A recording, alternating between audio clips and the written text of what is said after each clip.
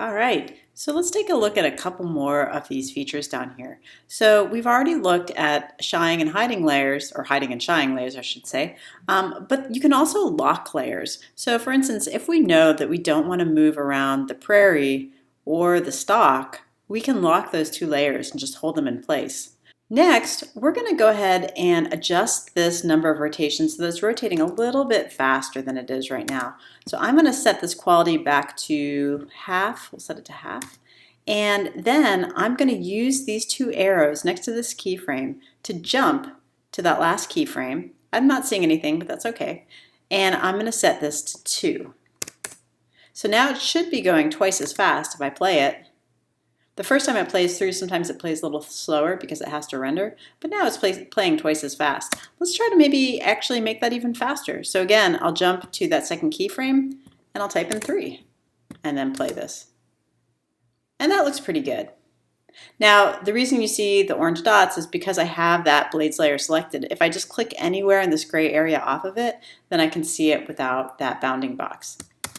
Now there's one more thing to make this look a little bit more realistic, and that's motion blur. So motion blur is another one of these tabs, and motion blur will work as long as there's either a position, scale, or rotation change on this, occasionally on the anchor point as well. So to set up the motion blur, what I'm going to do is click on this tab on the blades layer so that it looks like a series of 3 circles, and there you can see it automatically turns on that checkbox. Now the reason that that has a checkbox is sometimes if you have a lot of layers with motion blur, it can really slow down that pre-render. So if I play this now, you can see that there's a nice little motion blur on the edge of those blades. If I turn off that motion blur, it goes back to being sharp and has that sort of digital look to it. So we want it to have kind of a warmth. This is a very photographic image, so it makes sense to have a little bit of a motion blur to it. But I don't want to put motion blur on any more layers than I really need.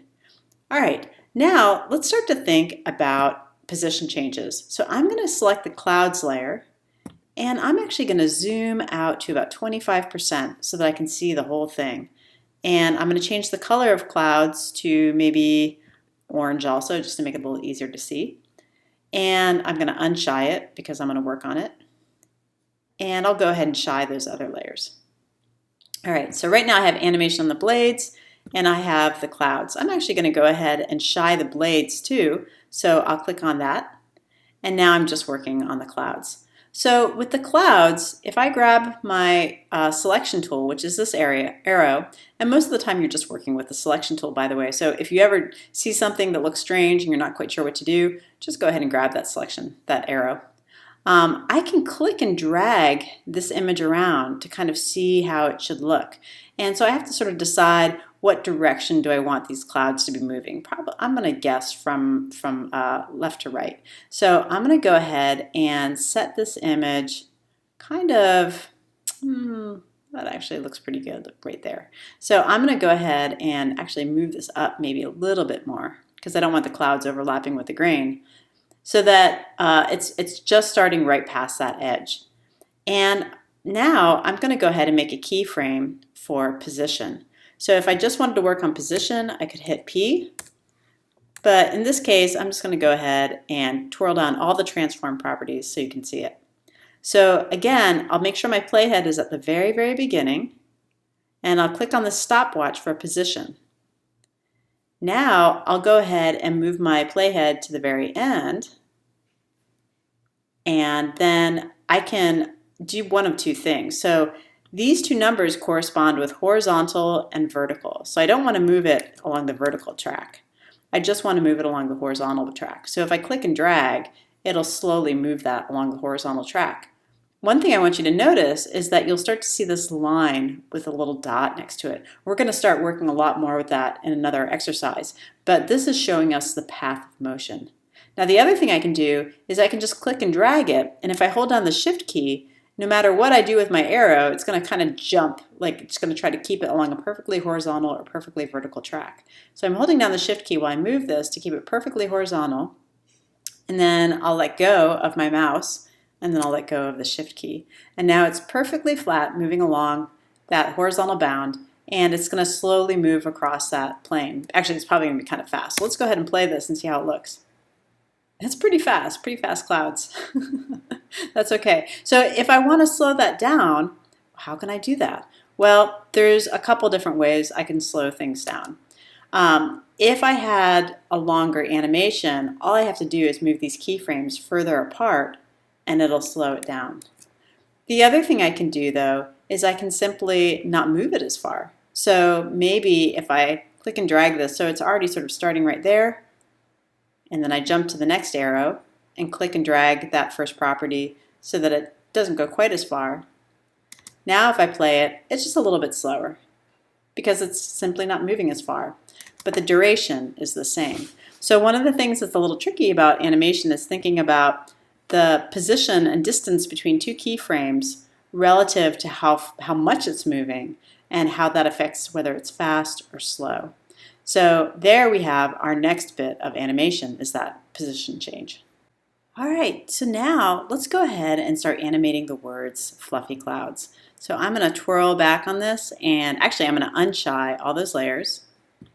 And I'm going to go through and do some housekeeping. So I don't want to accidentally move the clouds around now that I have that animated. So I'm going to go ahead and lock the clouds, and I'm going to lock the blades. Locking it doesn't stop it from moving, it just stops you from accidentally changing it. And those clouds, by the way, are so small that I'm not really going to bother with motion blur. Now you can try it, you can experiment with motion blur being turned on or off, but for the most part, if I zoom in 100%, and if I set it to full quality, and pull up over here, the difference between the clouds having motion blur and not is just, you almost can't see it. So I'm going to keep that turned off just because it'll save some memory. All right, so I'm going to shy those guys, and then I'm going to unshy fluffy clouds. So I have all my layers shied, I have all my layers locked, but I have those top two layers, fluffy clouds, unshied, and then I also have motion blur set on the blades, and actually I'm going to turn it off on the clouds. Oops, there we go. All right, so there we go. Now I'm ready to keep animating. I'll go ahead and turn shying on. Now, you might have figured out that you don't need to turn shying on and off. We're not really running out of space just yet, but the more layers you have and the more complex your animation gets, the more you'll realize that you really need as much sort of visual real estate as you can get. All right, so I'm going to zoom out about 50%. And what I want is for my words fluffy clouds to end kind of together, just like they are right now. And so I have to decide how long do I want that animation to be. So this is one of those times, sometimes it's helpful to go and do a preview render. So it's playing really slow because this is the first render. Notice the line is turning green. And then the second time, once that line is fully green, I can sort of decide, all right, I want the fluffy clouds to be fully visible and just finished with their animation right here. So what is this? It's like 1 minute, 20 seconds. Let's make it 1 minute, 20 seconds even. So you can type in numbers to have and jump your playhead to a particular point in time. And now I'm going to go ahead and twirl down on these transform properties, and I'm going to put a keyframe for position. Now this is called nonlinear animation, meaning instead of starting and putting my first keyframe at the beginning and then putting in my next keyframe and then my next keyframe and my next, I'm sort of working inside out with this animation, if you want to think about it that way. So I know that I want it to end at that position at 1 second and 20 frames. So I make sure my playhead is there, and then I go ahead and make a keyframe for position at that point. Now what I'm going to do is I'm going to go to the very beginning, and I'm going to move those two words further away from each other. So I'll start with fluffy, and I'm just going to click and drag this first number, which is the horizontal position, till it's pretty much off the screen. And then I'll do the opposite with the word clouds. So I'm just going to move this about the same distance, ballpark. So if I played this now, I'll actually change that to half so it's a little bit faster. You can see that they just kind of come together more or less about the same rate. So you want to experiment to see what positions look good, but you want them to be coming in about the same speed. Now that looks pretty stiff and kind of mechanical. And the reason for that is because we are missing one of the principles of animation, which is called easing. Now, right now we're working on timing. timing is basically how fast or slow something happens. And that happens sort of a medium speed. The best way to figure out timing is to just adjust speeds, make them go really, really fast or really, really slow, and figure out which one works better. And we'll spend some time with that. But right now, we want to experiment with easing. And fortunately, After Effects makes easing a lot easier than traditional hand-drawn animation. So what we really want is for these words to gradually slow down as they come together and then gradually come to a stop. That's called easing in. So it's easing into that keyframe. It's gradually slowing down into that keyframe. So to make that happen, I'm going to control click on the second keyframe. So I'm on the fluffy layer for position, and I'm going to control click on the second keyframe. And you can see all of a sudden I have a whole bunch of options. Down here there's this one called Keyframe Assistant. So I'm going to go to this one and say Easy Ease In because I want it to ease into that keyframe. There we go. So now if I play it, compare the fluffy to the clouds, you can see that fluffy sort of, here I'll click off of that so you can see it, fluffy sort of gradually slows down into a stop. It looks just a little bit less flat and digital. It just looks a little bit gentler. So I'm going to do the same thing with clouds. So it's going to ease into that final position. I'll go ahead and control click on that second keyframe for the position for clouds. I'll go to Keyframe Assistant and do Easy Ease. And if you're on a PC, it's going to be right click. Whoops, did I do the wrong one? I think I did. Let me try that. Control click, Keyframe Assistant, Easy Ease In. Sorry, that's what I want, Easy Ease In. You can always do Command Z to undo it. There we go. And now it's just a little bit softer as they come into a stop. And that's the first principle of animation that you really want to have in almost all your animated works. So if something gradually comes to a stop, or if something gradually starts moving, that's the principle of slow in and slow out. That's easing. All right, so we have these guys coming in, and that looks pretty good. But it's a little weird with clouds kind of just hanging out in the middle of the screen and just plopped right there, and then fluffy coming in from off the side of the screen. So what we want to do is we want to play around with opacity. And right about here, where those two words, yeah, maybe right there, where those two words are both visible on the screen, I want that opacity to be fully 100%. So now I'll go ahead and do a stopwatch and add a keyframe for opacity. So again, I'm doing nonlinear animation. I'm starting in the middle and I'm going to work my way out. So my playhead is at 1 second. It's kind of basically where I want those words to be when they're fully opaque. And I'll go ahead and make a stopwatch for opacity for clouds, and I'll make a stopwatch for opacity for fluffy. Cool. Now I'm going to go back a little bit. And I'll try this at the beginning, but I might want to change this. So I'm going to go ahead and make make fluffy have an opacity of 0%.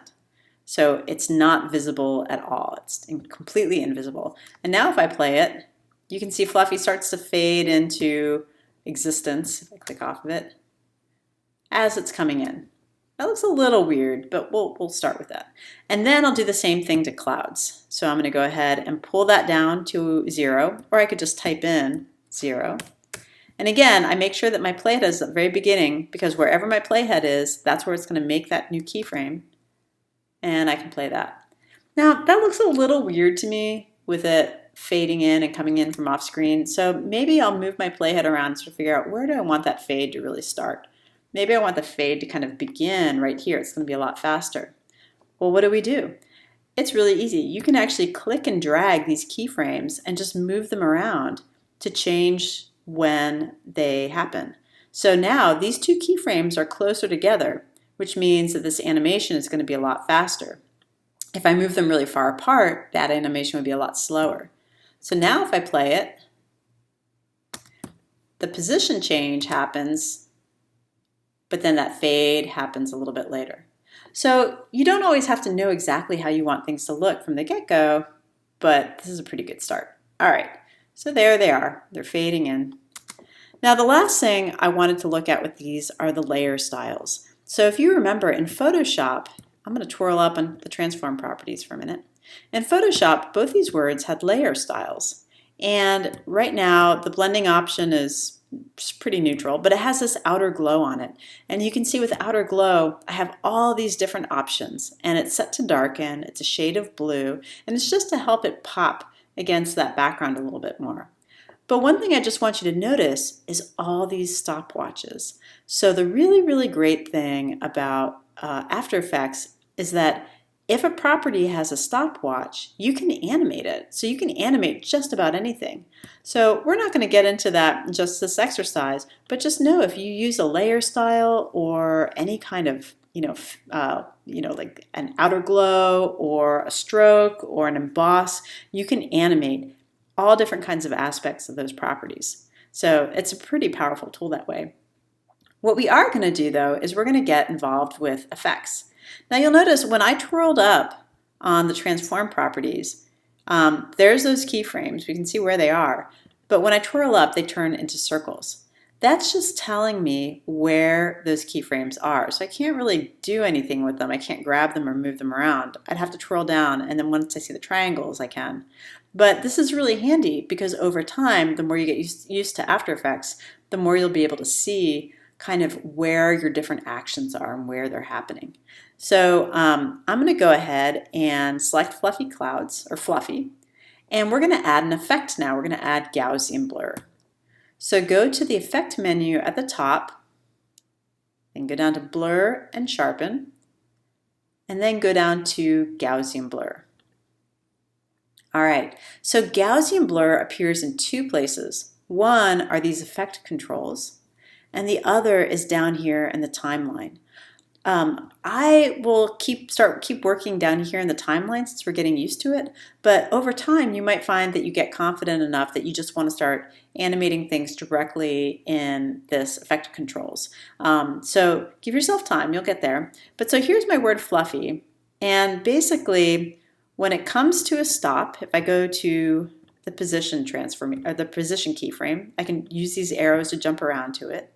When I'm on that second position, that's when I want the blurriness to be 0. But I don't know how blurry I want it to be when it's coming in. So I could just play around with pulling up this value for blurriness, and I can see, wow, it can get really, really blurry. Maybe I'll go ahead and make it like 70. So when it ends, I want that blurriness to be 0. So I'll go ahead and make a stopwatch for blurriness. But then I'll move my playhead back to the beginning, and I'll set that blurriness to 70.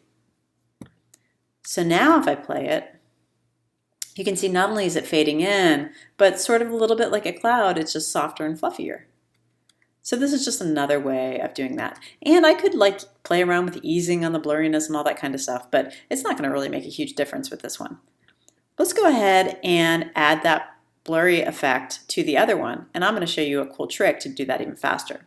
So we have the ending blur at 0, the ending blurriness at 0, where that position keyframe is. And then at the very beginning, the blur starts at 70%.